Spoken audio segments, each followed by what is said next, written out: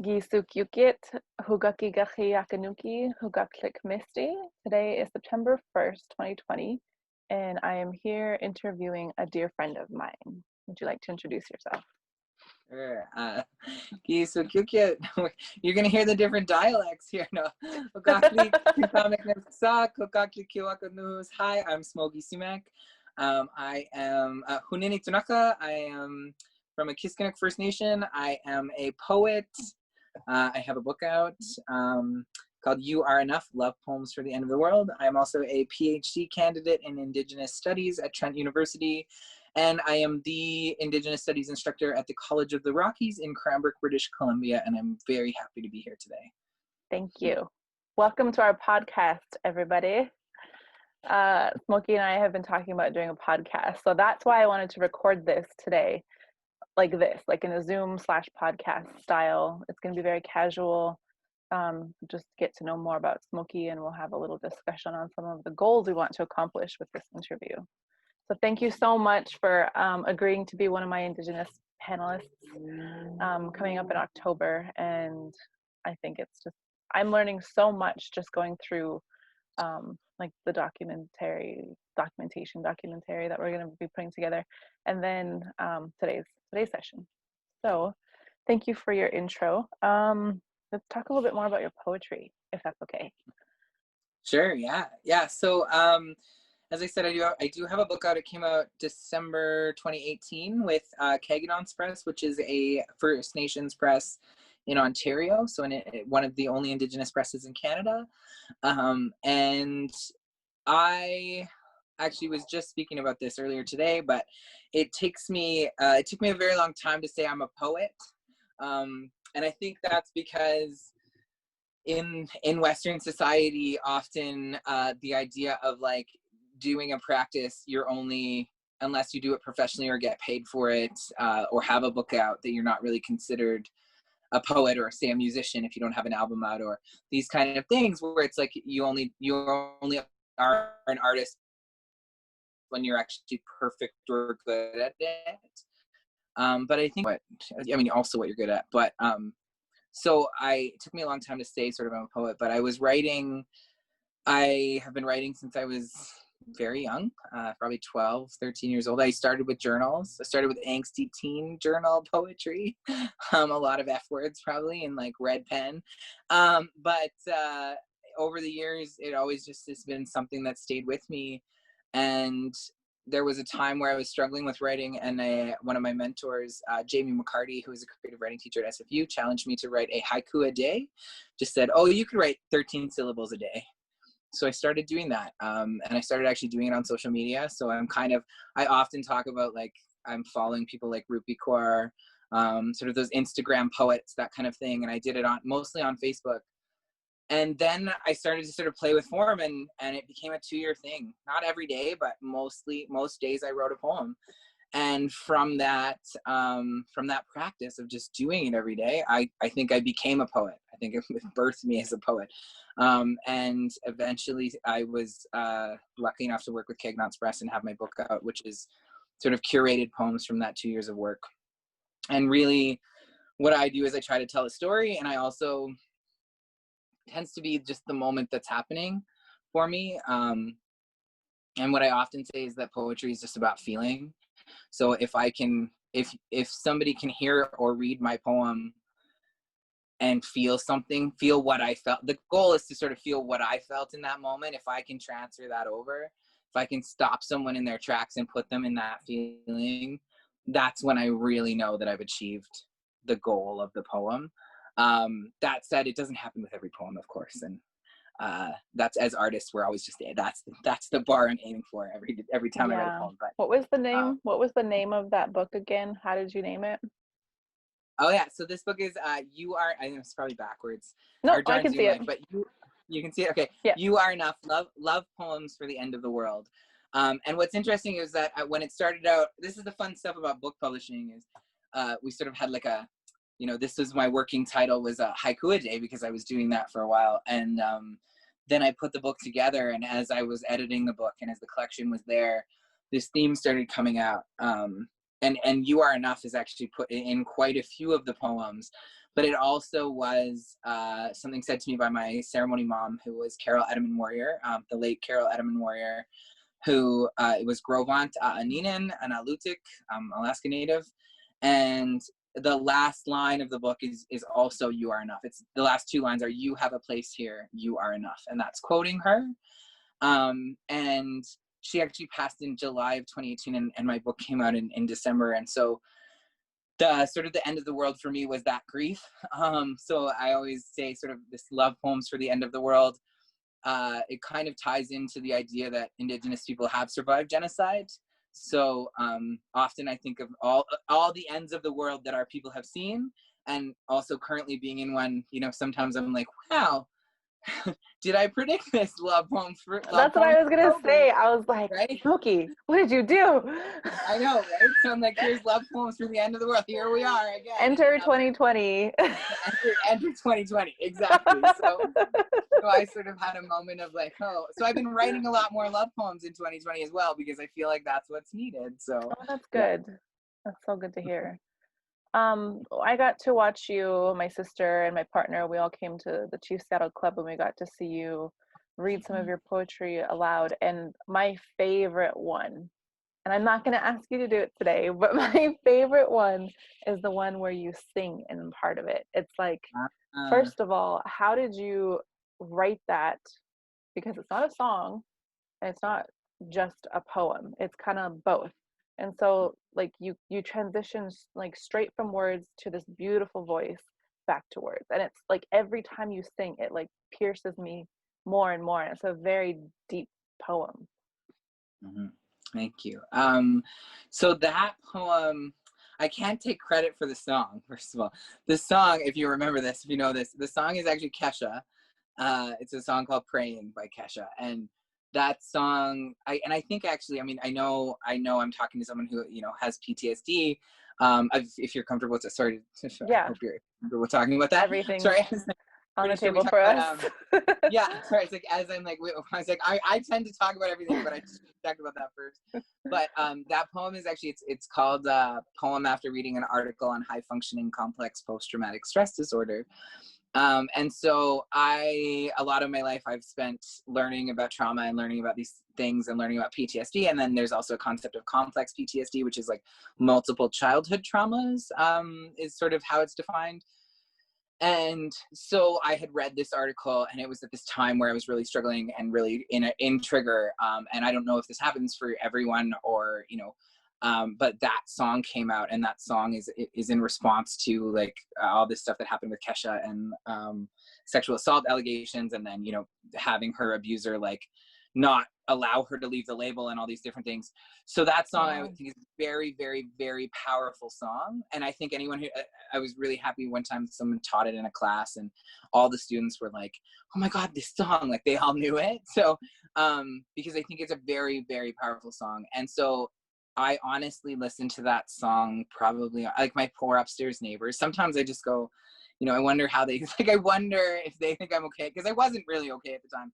But that song was on repeat for probably 4 days, like a continuous, like of a trauma response period, you know, as speaking of those things. And so that song was something that helped me deeply in this time, and that I couldn't turn off, right? And actually that poem was written as I came out of that, and sort of like speaking to that. And that I love, it means, I just got the goosebumps. It means a lot to me that song stands out for you, because that was one of the first times I performed at the Canadian Festival of Spoken Word. I performed that in the way that I've done it since. And it's actually online, so people can watch it then. And it's pre-transition, so it's a much higher voice than I have today. But I was so scared to do that song, because that song poem, because it's one of the most vulnerable pieces that I've ever done. It goes into the core of that feeling. And so I really love that it spoke to you in that way. I literally did it as if I was having a panic attack. So it builds, and then there's a moment where it builds, and it takes it, and then it goes right into silence, and sort of takes out of that. And so that's one of the goals, is, again, to bring that audience into that feeling. And to me, to hear someone who I know has had different experience, who can say, I know what you're talking about, or I've been there, for that poem to speak to you, that's who it's for. And then it's also for people in the audience who maybe have never felt that. And hopefully I can bring them into that for a second to just even touch a little bit of what it feels like so that there's more empathy in the world for that kind of stuff. So with your poetry and talking about your transition, would you say that was one of the things writing poetry was helping you find your voice? Yeah, I really think yes, 100%. I think that I've always been sort of leaned towards the arts, not visual arts. I'm a terrible beater. I'm a terrible painter. Like I enjoy painting, but you do not want me to paint your portrait. You know, I'm like, I just admit that often. I'm like, even my tattoo artist, I'm like, I go with an idea, but I'm like, you're the artist. Please make it something I want to look at, because I can't see it. I don't really have that. But I think I have the opposite of, I can look at something and then I can describe it in a way I can bring someone into that moment where they see it or feel it. And so that is the space where the writing really, really helped me. Sometimes it's so, sometimes I won't be able to say something like me and you talking. But then I'll go to sleep and I'll wake up in the morning and I'll have a poem there, and I will write a poem and send it to you, and it'll be exactly the thing that I want you to feel like and know about what I'm trying to say. And so my partners, I have to find people who are okay with getting poems, because sometimes it becomes a way I communicate. And it has become a way I've communicated, and it has become a way that I think I like poetry specifically because the spaces between lines, the breaks, you get to sort of breathe, you get to make this space. It's not right on the nose. I'm not telling you everything. I'm trying to get you into the feeling, but you can't necessarily read a poem and know everything that happened in that moment. Yeah. So in some ways it's this, like, it's protective. It's a protective layer, but it really did, I think, doing that and playing with it and being able to say these things, the writing has always been a part of me, but I think once I started to get on stage was really where I started to understand my own voice and the power of it. And then that's when the book opportunity came up, I was like, I want that. I do want a book out there, because I started to understand the power of my voice. And that what I just said there, where like for me, the best moment is when I've done a performance and somebody comes up and goes, "Can I buy your book for my trans son?"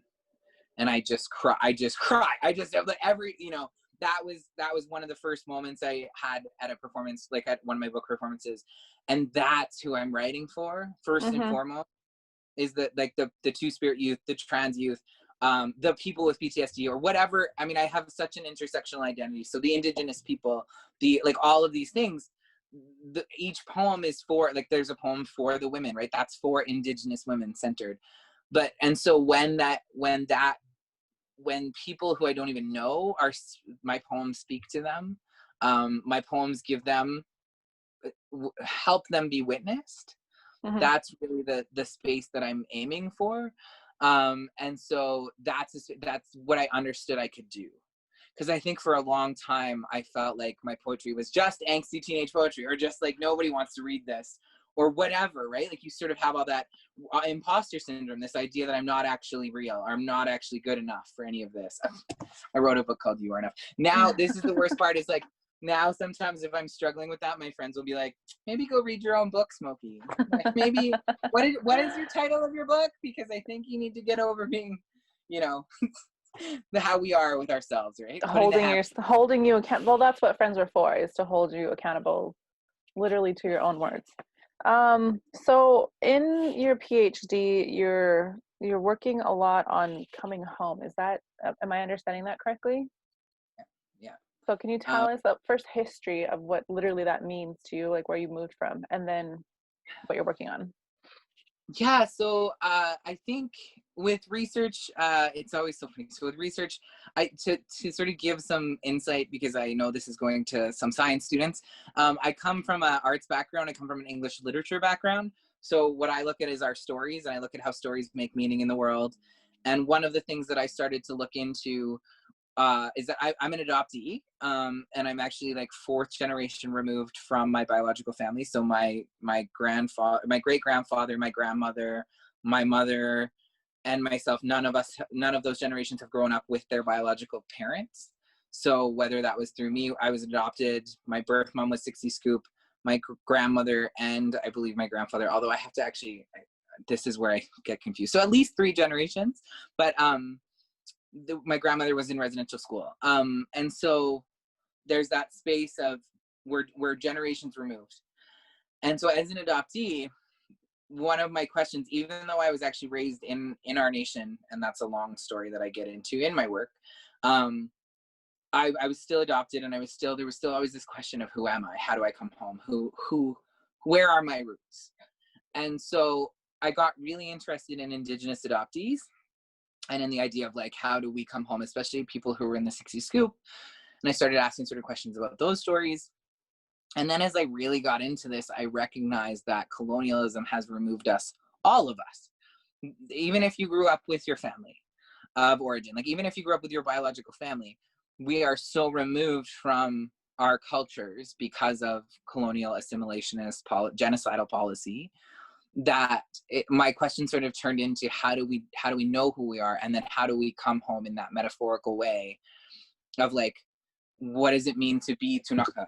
What does it mean to what does it mean for me, like how do we come home into our bodies? For me, this question started to actually change the way I thought of me being trans, like actually recognizing my sobriety, even because I was running so much from being in my body by using alcohol and drugs, that at some point when I got sober, it was like, that's actually when I realized I was trans, because I was finally in touch. I was finally here living in this body, and it was very hard. And then I got to change that. And you talked about finding your voice. Like for me, really actually like literally finding what my voice is now. There's some sort of metaphorical ways of this, finding this.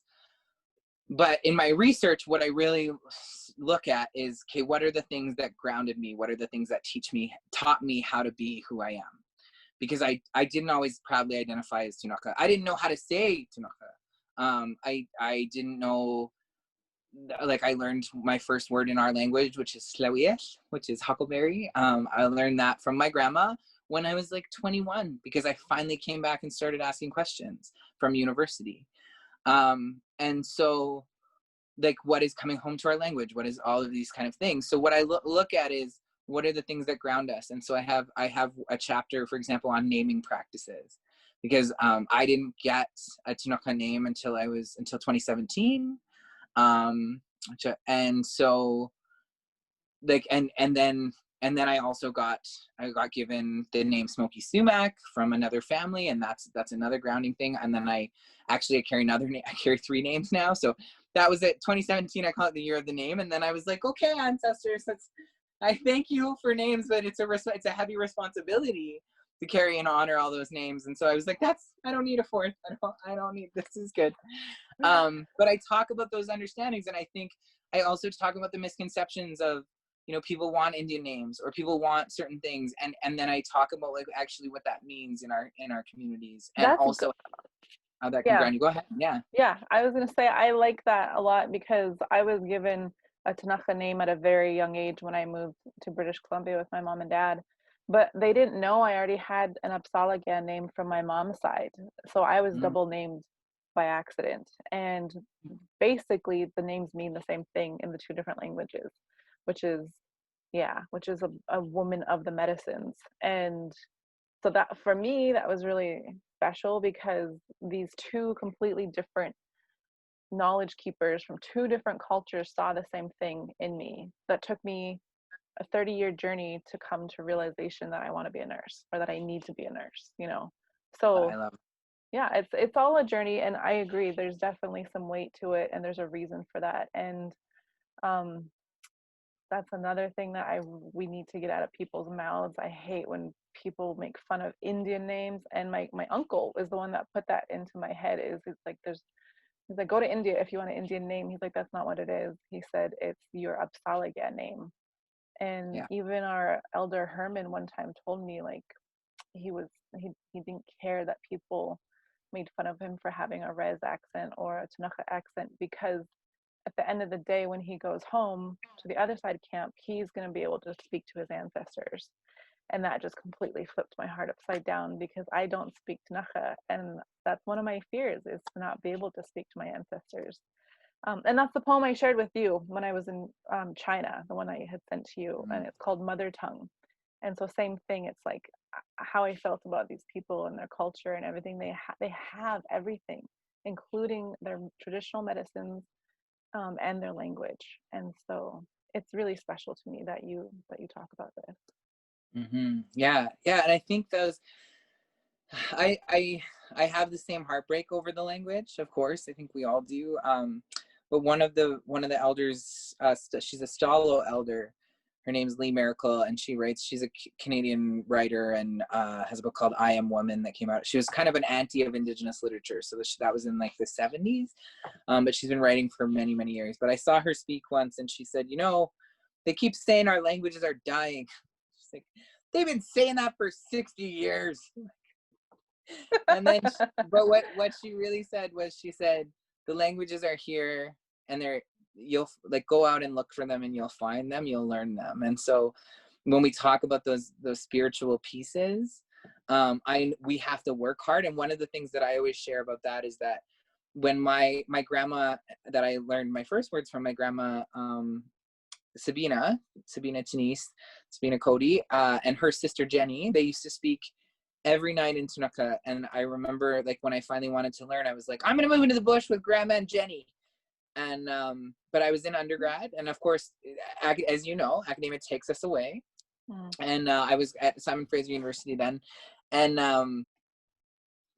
okay, I'm so sorry. I don't know why my Zoom kicked me off, but it was definitely on my end, because then it started converting. So either this is part 2, welcome back, or I can find someone to help me stitch this together. But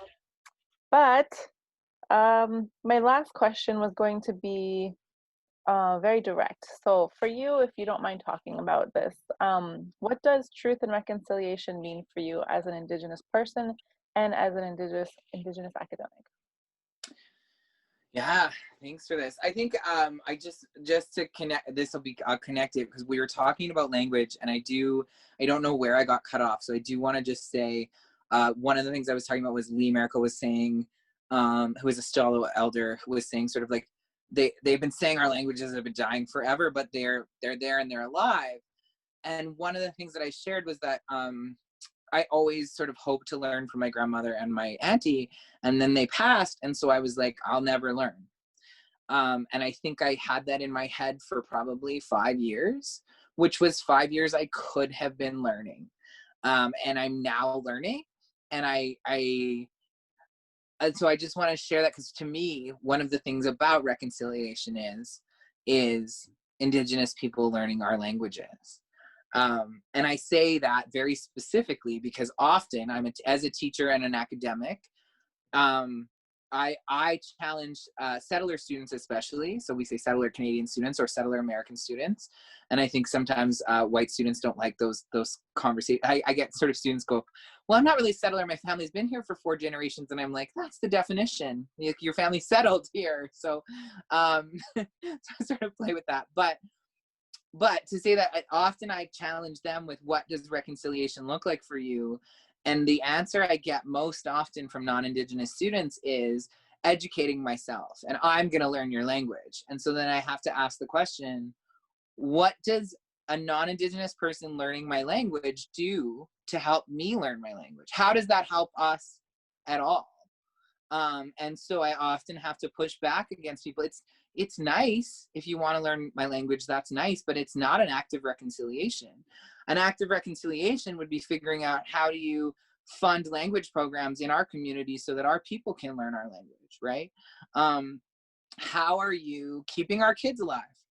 How are you getting us our land back?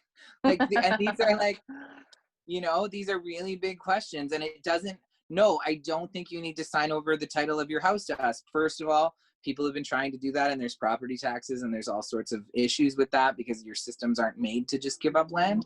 But also, maybe it's something to think about. Right now, there's a movement on Instagram with Indigenous youth where they're like, hey, do you have a cottage? Let us come to your cottage. Hashtag land back, right? And I actually think a few of them have gotten time at cottages. And I think these are the things that we settler Canadians don't think about.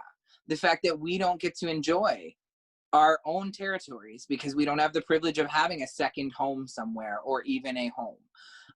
Because, you know, I rent from somebody, a settler on my territory, right? Like this is the realities of our lives.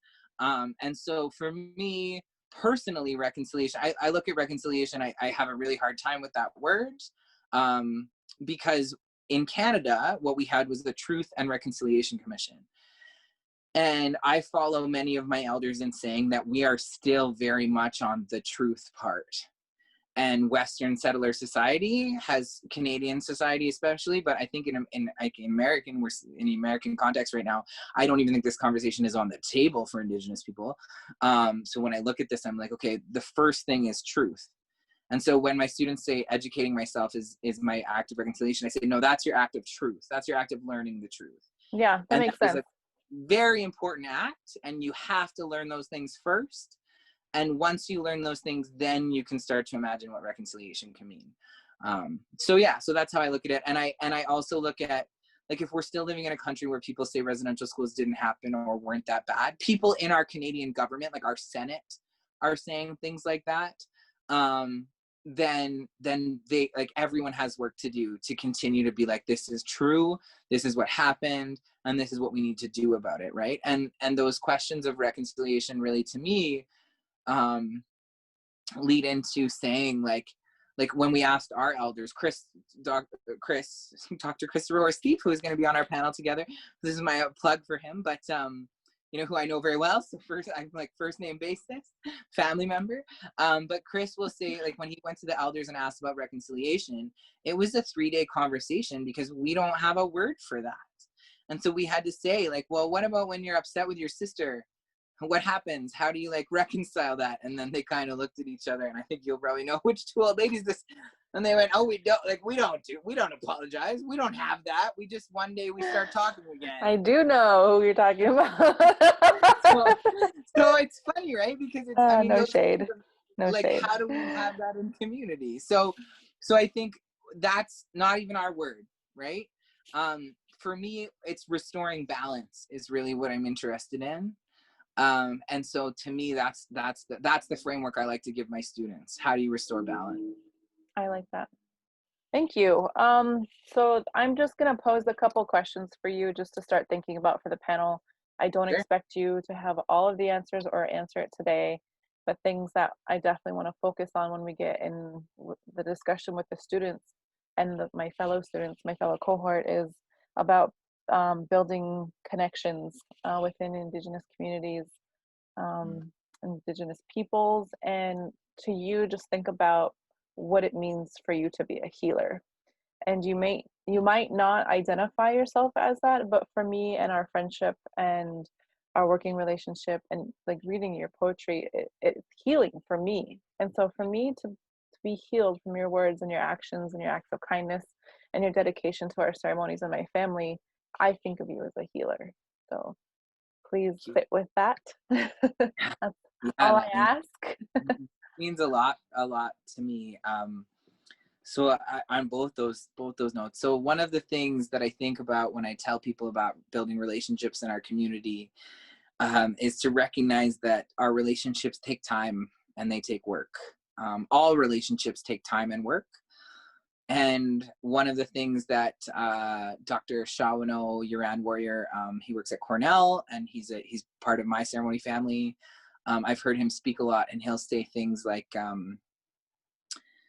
he talks about how colonialism, and actually Chris talks about this as well. I feel like Indigenous, like we all talk about this, but I like to say this is where I heard it from, but also it's a larger concept, is that colonialism broke our relationships.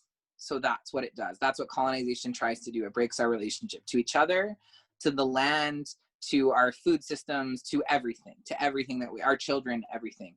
So to me, like, decolonization, reconciliation is restoring those relationships, creating those relationships, working on those relationships. So when people come to me and say like, how do I get into the community? I'm like, well, have you ever been there? Like, have you ever gone? And it's hard now in COVID because it's like, you know, normally I would say go to a powwow first, maybe talk to some people, buy some things at the the vendors, like, you know, go to our, like in some places you can go to our restaurants, right? In some places you could go to a casino. You can just go there, even the gas station, whatever it is. And I just think like there's ways in which, like, if you've never actually been to our community, if you don't know any of us, that question of how do you build a relationship is going to be a lot big. It's going to be a lot more work for you. But maybe you're friends with an Indigenous person already, and maybe you can say like, I might ask some stupid questions, but could we talk about this, right? Be vulnerable in those ways, be honest in those ways. And then also really with Indigenous people, you can't come in asking me for, like, if you don't even know what I do, don't come ask me for something. Like when Misty asked me to do this panel, yes, no problem.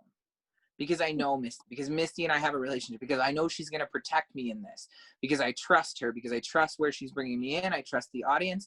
I know that the panelists are also people I know and respect and love. And that's because we have a relationship and she's thought about all those things. If you can't think, if you don't even know what to think about in order to invite someone, you have some work to do, really big groundwork to figure out what is appropriate and what makes it safe to invite an Indigenous person in.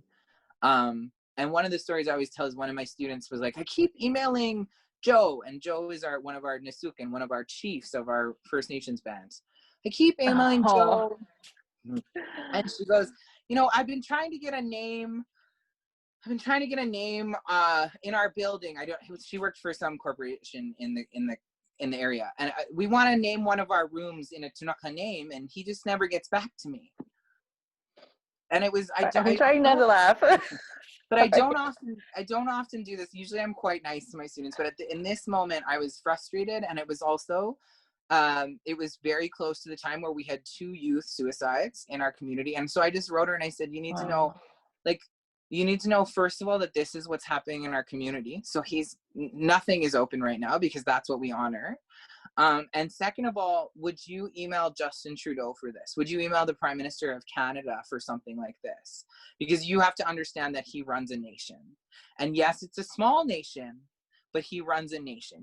That is his responsibilities to his people. And then I followed up with the question, how does naming a room in our language in your building help us? Like, and I was really tough on her. Mm-hmm. This was like a few months into the semester, and this is, you know, this kind of thing. And she was also someone who allowed me to be tough with her. And when she actually met me there, and she was like, I didn't think of it this way, and I really thank you for making it clear to me in this way. But I think for us, like, I tend to, like, I will call my auntie that knows everything going on before I'm going to call one of our leadership. Because I need to know. If I don't know, because I haven't been home for a long time, so maybe I don't know that the youth just passed, or maybe I don't know that one of the elders just passed, or I've heard and I don't know when the ceremony is. So I need to find that stuff out before I even ask, because these are the kinds of things. And then the other thing I say is, even on a global scale. So like when I was teaching, and up in Canada, we had a young man, a 22-year-old man, who was shot and killed by a farmer who was acquitted of all charges. So again, we're in this moment of Black Lives Matter. We're in this moment of seeing this in the U.S. with black folks. Like, I mean, the police killing Black people. It's unbelievable. This also happens in Canada. So that week that the trial came down, Indigenous people in Canada were devastated and grieving all the time. Like, we were consistently. And I went into my class and I talked about it. And my Indigenous students were like, you're the only person who has you're the only professor that has talked about this at all, has even acknowledged that it's going on. And so these are the things that if you want to be in relation to us, you need to understand that there are things happening in our communities that we need you to know about. Yeah. So I say, you know, I don't know if, like, I try to encourage people to, like, start by, like, have you read Native stories? Do you know Native people who are writing? Start there. Start with, like, you can even put, like, Google alerts for, like, First Nation stories, those kind of things, right? Because if you kind of know what's going on, then you can start thinking about this, right? And then also, don't just ask someone on the street. Like we have websites, we have networks, we have all sorts of academics, we have sorts of like Google Indigenous academics or Indigenous studies, and you'll find a whole world of people who actually want to talk about their research.